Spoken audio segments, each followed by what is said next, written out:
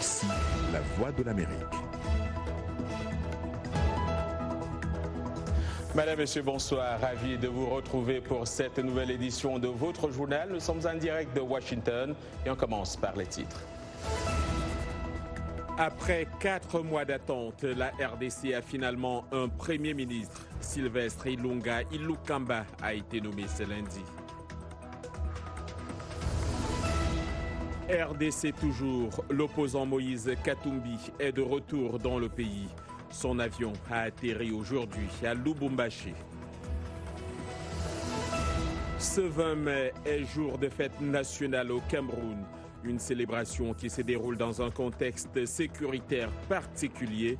Nous irons à Mbanga, à 227 km de Yaoundé, la capitale.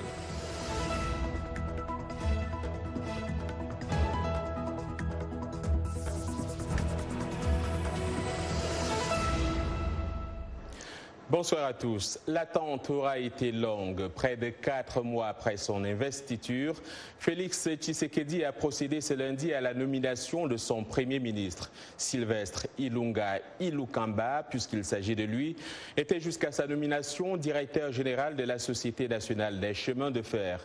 L'homme qui prend la tête du gouvernement congolais est un économiste de renom, docteur en sciences économiques appliquées. Sylvestre Ilunga a par le passé occupé plusieurs postes de responsabilité dans l'administration congolaise. Il a ainsi été vice-ministre, puis ministre du Plan en 1990 et ministre des Finances un an plus tard. Le nouveau Premier ministre est issu des rangs du Front commun pour le Congo de l'ex-président Joseph Kabila. Écoutons Sylvestre Ilunga, nouveau Premier ministre congolais. Je considère ma nomination comme une lourde responsabilité en ce moment crucial de l'histoire de notre pays, et je m'engage à mobiliser toutes mes capacités pour pouvoir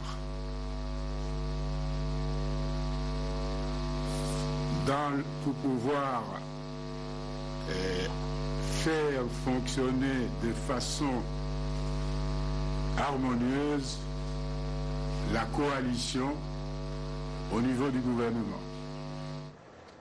Le Premier ministre congolais Sylvestre Ilunga. Et pour décortiquer l'actualité de ces dernières heures en RDC, rendons-nous à Kinshasa où se trouve Anastasie Tudièche, notre correspondante sur place. Anastasie Tudièche, bonsoir. Pour commencer, comment la nomination de Sylvestre Ilunga Ilukamba a-t-elle été accueillie à Kinshasa et que sait-on vraiment de l'homme? Alors, bonsoir John, bonsoir à toutes et à tous. Ce qui est paradoxal et intéressant dans le profil de M. Ilukamba, c'est que vous l'avez dit, c'est un habitué du pouvoir, mais il est en réalité très discret, donc pas véritablement connu de la population. Il sera très intéressant de voir demain comment les Congolais, en prenant connaissance de son profil, réagiront. Ça, c'est une première chose. Vous l'avez, donc je parlais de cette connaissance du pouvoir qu'il avait. Sur le plan politique, M. Ilukamba est membre du PPRD, le Parti du Peuple pour la Reconstruction et la Démocratie, le parti de l'ancien président Kabila, dont on dit qu'il est très proche et à qui on le dit très fidèle. Il est également considéré par ses proches comme un pro-FCC-Cash, la coalition formée par M. Kabila et Tshisekedi, ce qui a sans doute contribué à son élection. Donc entre gestion d'entreprises publiques et ministère, il est également réputé, M. Ilukamba, être rigoureux et assez austère. Ce qui se murmure dans les couloirs, c'est voilà, c'est quelqu'un qui va fermer les robinets, les dépenses du gaspillage inutile, ce qui, vu la situation actuelle du Congo, pourrait être une bonne nouvelle.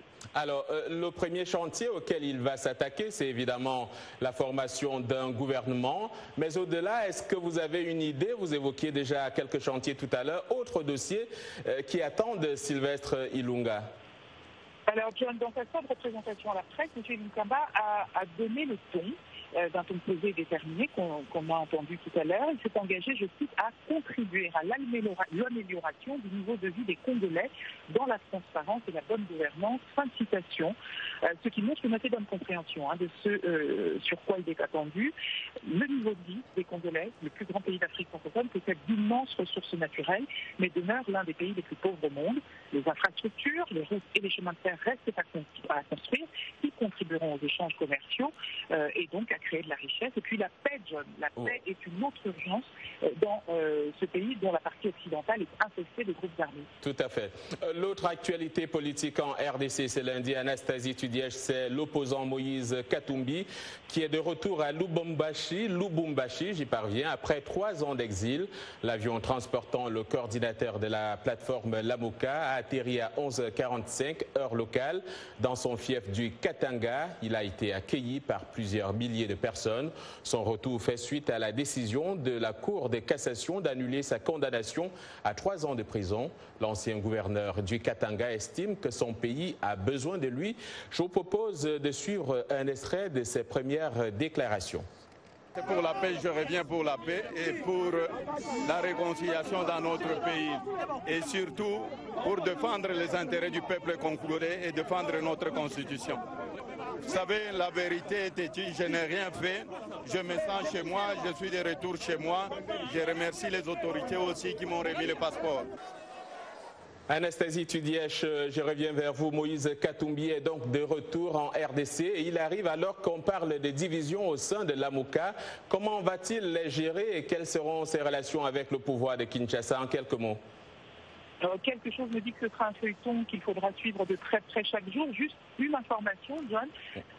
Vous le disiez tout à l'heure, M. Katumbi a été accueilli par des milliers de personnes, mais ni Martin Fayulu, ni Adolphe Muzito, ni Jean-Pierre Bemba, ni Freddy Matungulu, les ténors de la coalition, n'étaient présents pour l'accueillir. Voilà. Et pour terminer, Anna, parlons à présent de la visite de Jean-Yves Le Drian en RDC. Le ministre français des Affaires étrangères, on se souvient, avait émis des doutes sur l'élection de Félix Tshisekedi. Félix Tshisekedi, qu'il a reçu ce lundi. Que se sont dit les deux hommes, Anna? Ce qu'ils se sont dit, d'après M. Le Drian, il s'est agi d'une séance de travail très fructueuse, ce sont ses mots, et on est très loin de sa petite phrase qui avait choqué l'opinion congolaise quand il a qualifié la proclamation du président Tshisekedi d'arrangement à l'africaine.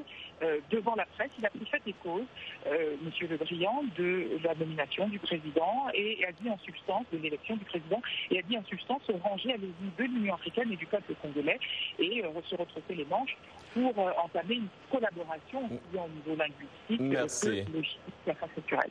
Anastasie Tudièche, merci d'avoir été avec nous. Je rappelle que vous êtes notre correspondante à Kinshasa. Pas moins de 19 personnes ont été tuées au Tchad, dans la province de Sila, dans l'est du pays, où des affrontements entre agriculteurs et éleveurs ont eu lieu dans 2 villages différents entre dimanche et lundi matin. C'est du moins ce qu'indique une autorité provinciale. Ces affrontements interviennent alors que 12 autres personnes sont mortes jeudi dans la province voisine du Ouida, où un village a été attaqué par plusieurs hommes armés, selon le procureur de la province, Hassan Djamous Hachimi. L'est du Tchad est en proie à des conflits communautaires récurrents entre agriculteurs autochtones, ouadaïens et éleveurs membres des tribus arabes.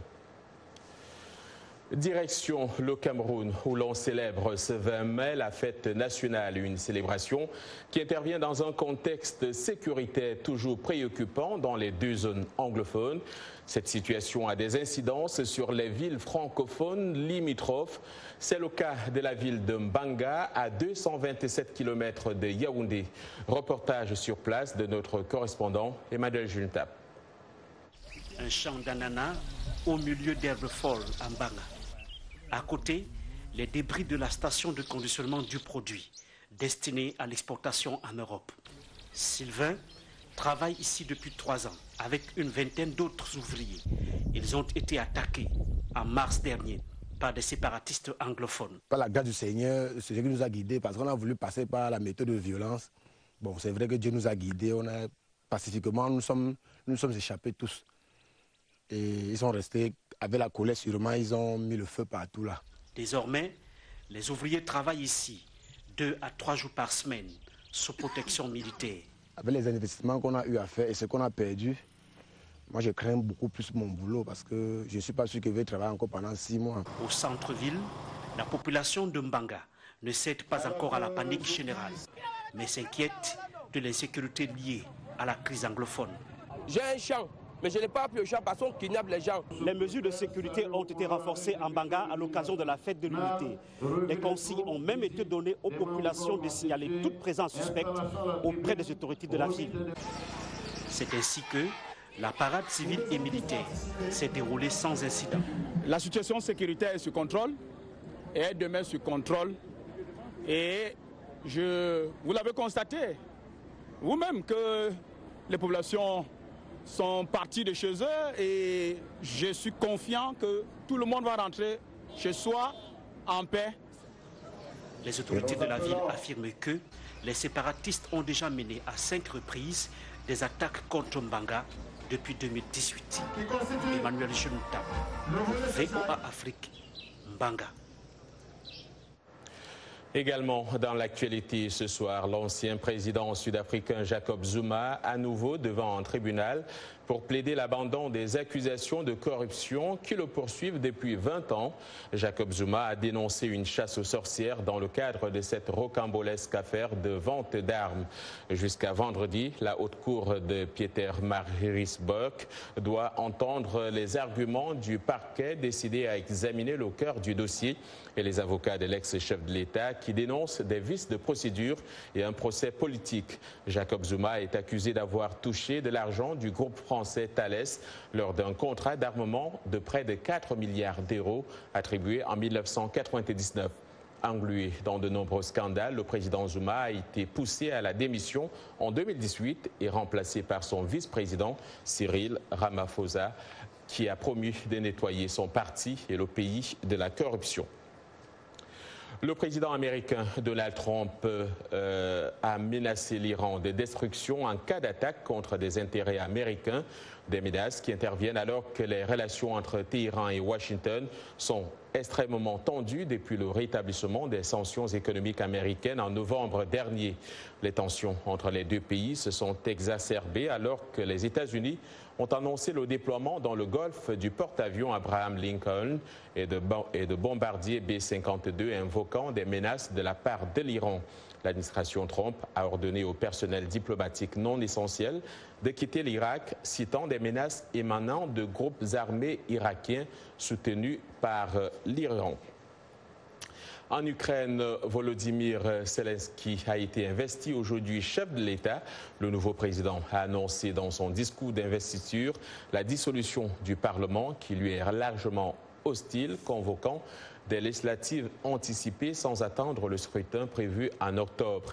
Il a par ailleurs déclaré que sa première tâche était d'arriver à un cessez-le-feu dans l'est de l'Ukraine où un conflit meurtrier oppose depuis 5 ans l'armée ukrainienne à des séparatistes pro-russes. Vous regardez Le Monde aujourd'hui en direct de Washington sur VOA Afrique.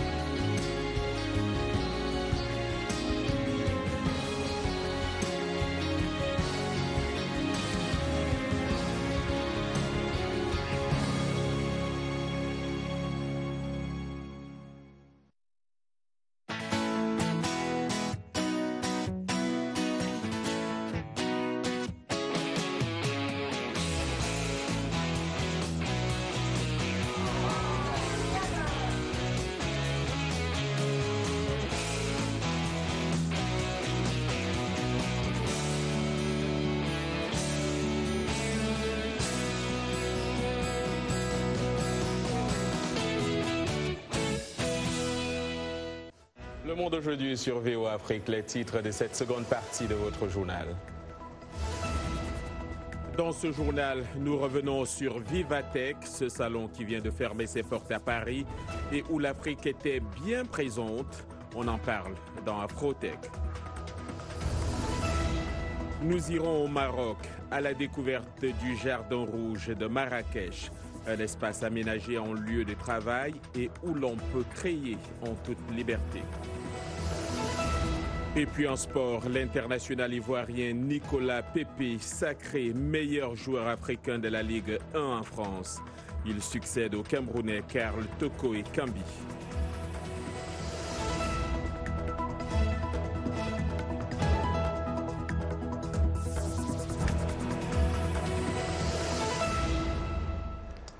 C'est lundi et c'est l'heure d'Afrotech et qui mieux que Arzouma Compaoré pour nous parler des technologies. Arzouma, bonsoir et bienvenue. Merci, bonsoir John et bonsoir à toutes et à tous. On se rend à Paris où la semaine écoulée a été plutôt riche en événements technologiques.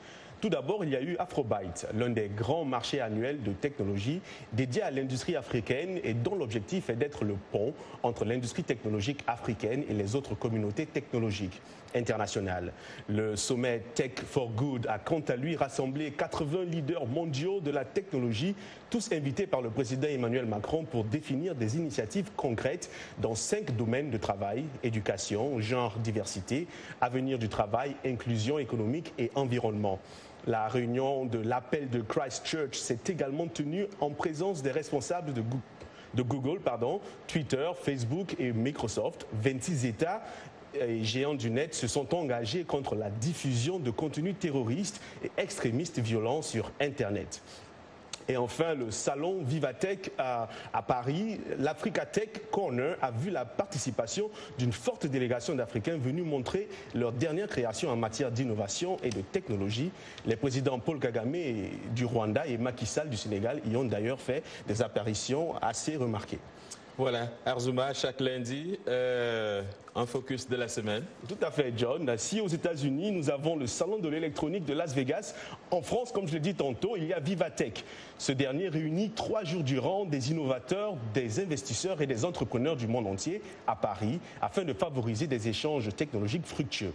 Cette année, l'African Tech y était fortement représenté. Le président Emmanuel Macron a d'ailleurs annoncé un plan visant à investir 65 millions d'euros dans des start-up en Afrique. Retour sur quelques temps forts dans le sujet qui suit. Cette année, Vivatech Paris a mis un accent particulier sur l'innovation dans les start-up africaines qui connaissent pour la plupart une croissance rapide.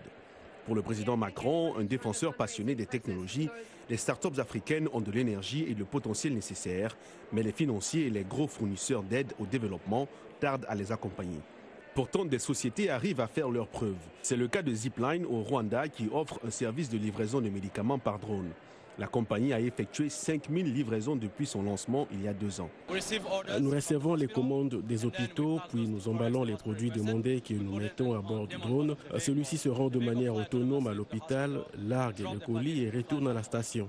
De façon générale, la levée de fonds est en plein essor sur le continent. La compagnie sénégalaise InTouch est présente dans plusieurs pays africains et offre des services de paiement mobile depuis 2015. Nous avons commencé avec un chiffre d'affaires en 2015 de 100 000 euros. Nous avons fait en 2016 1,3 million d'euros. Et en 2017, nous avons fait un chiffre d'un peu plus de 2 millions d'euros. Nous espérons cette année faire 5 millions d'euros de chiffre d'affaires. Selon une estimation du fonds d'investissement Partech Ventures, les startups africaines ont levé quelques 477 millions d'euros en 2017, soit une hausse de plus de 50% en un an. Les startups africaines trouvent de plus en plus de financement, tout simplement parce que les solutions africaines attirent de plus en plus d'investisseurs internationaux qui peuvent utiliser ces solutions pour les répliquer sur d'autres continents émergents comme en Asie. Mais malgré la hausse, ce chiffre ne représente qu'une petite fraction des 20 milliards d'euros levés par les startups européennes au cours de la même période. M. Macron a déclaré que l'Agence française de développement créera un fonds pour combler les lacunes du soutien avec des sommes modestes allant de 30 000 à 50 000 euros, ce dont les jeunes entreprises ont besoin. Le programme sera lancé dans les prochaines semaines, a-t-il déclaré, sans préciser la durée du projet.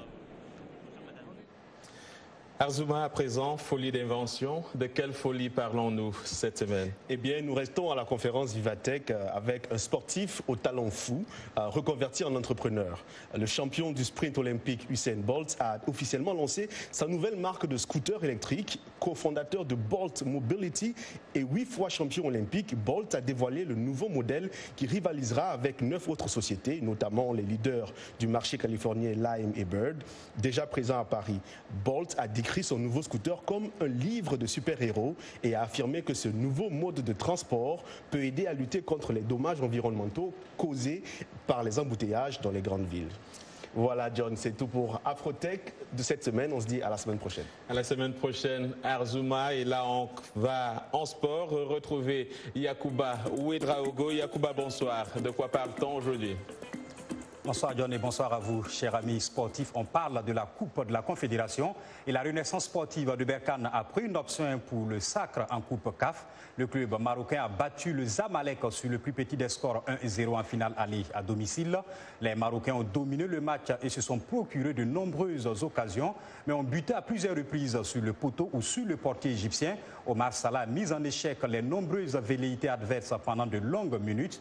Il a fallu attendre le temps additionnel pour voir la situation se débloquer sur un but de l'attaquant togolais de Berkane, Kodjo Laba, à la 94e minute.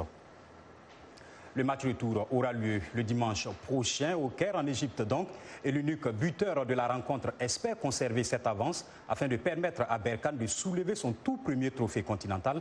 Suivez.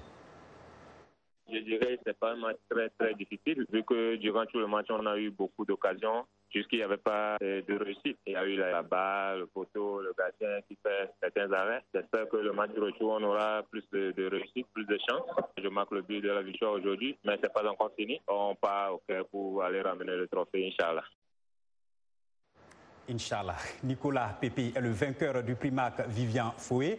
L'international ivoirien a été sacré meilleur joueur africain de la Ligue 1 en France. L'attaquant de Lille a devancé les 2 autres finalistes que sont le Tunisien Wabi Kazri de l'AS Saint-Étienne et le Sénégalais Ismaël Assar du Stade Rennais. Cette saison, Nicolas Pepe a marqué 22 buts et délivré 11 passes décisives. Il succède ainsi au Camerounais Karl Toko Ekambi, sacré vainqueur du trophée la saison dernière. On parle de basketball ici en NBA. Toronto n'abdique pas et face à Milwaukee, la franchise canadienne s'est relancée dans la finale de la conférence Est avec une victoire à domicile après 2 prolongations face aux Bucks 118-112. Les Raptors ont ramené la série à 2 victoires à 1 en faveur de Milwaukee. Mais ils peuvent égaliser en remportant le match numéro 4 qui aura lieu demain à nouveau dans leur salle. Le vainqueur de ce duel sera opposé en finale à partir du 30 mai à la meilleure équipe de la conférence Ouest. Le double champion en titre Golden State mène 3-0 face à Portland avant le match numéro 4 ce soir dans la salle des Blazers.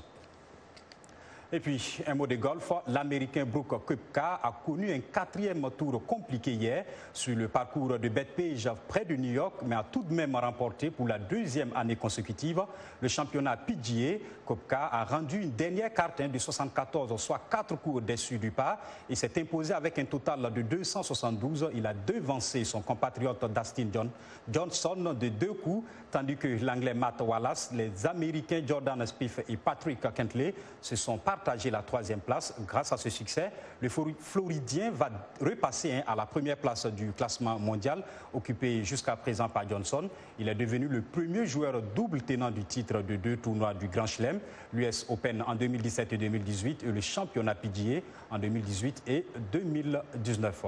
Et puis nous revenons au football pour finir avec cette triste nouvelle. En Bolivie, un arbitre âgé de 31 ans, Victor Hugo Hurtado, s'est effondré lors d'un match de championnat entre les clubs de Always Ready et Oriente Petrolero. L'un des médecins des joueurs a affirmé que l'officiel a été victime d'une crise cardiaque sur le terrain et d'une seconde attaque mortelle sur le chemin de l'hôpital. Le match s'est joué au stade municipal d'El Alto qui se trouve à environ 4000 mètres au-dessus du niveau de la mer.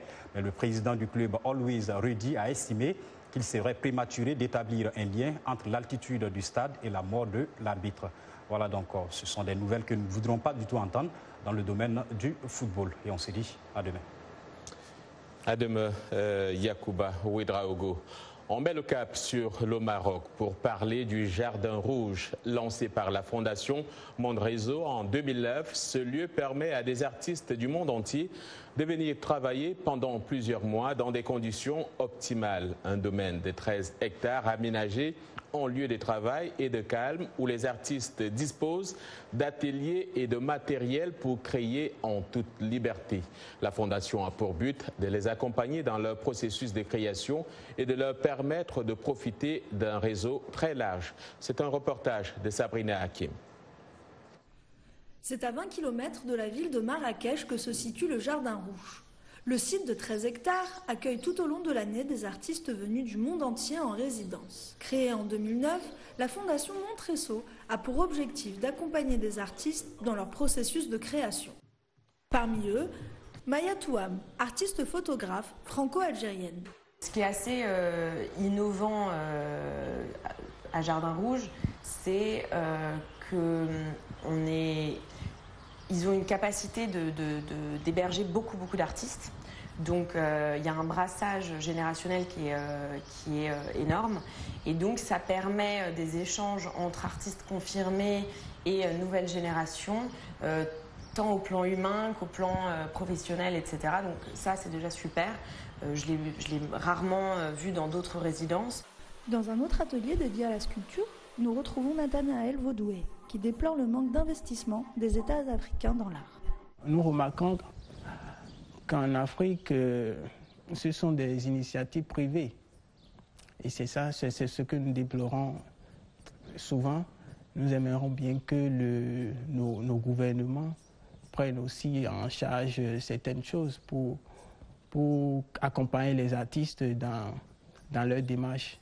Aujourd'hui, nous remarquons qu'il y a de plus en plus d'événements, et ce grâce aux talentueux artistes qui font de très grands efforts et qui travaillent davantage pour que notre continent soit représentatif. Le Jardin Rouge, c'est aussi un lieu d'exposition où les artistes présentent leurs travaux en fin de résidence. Ainsi, ils peuvent montrer et vendre leurs travaux. La Fondation compte aujourd'hui 200 œuvres dans sa collection. Et c'est la fin de ce journal. Merci à toute l'équipe qui l'a préparé et à vous de l'avoir suivi. Demain est un autre jour. D'ici là, excellente soirée à toutes et à tous.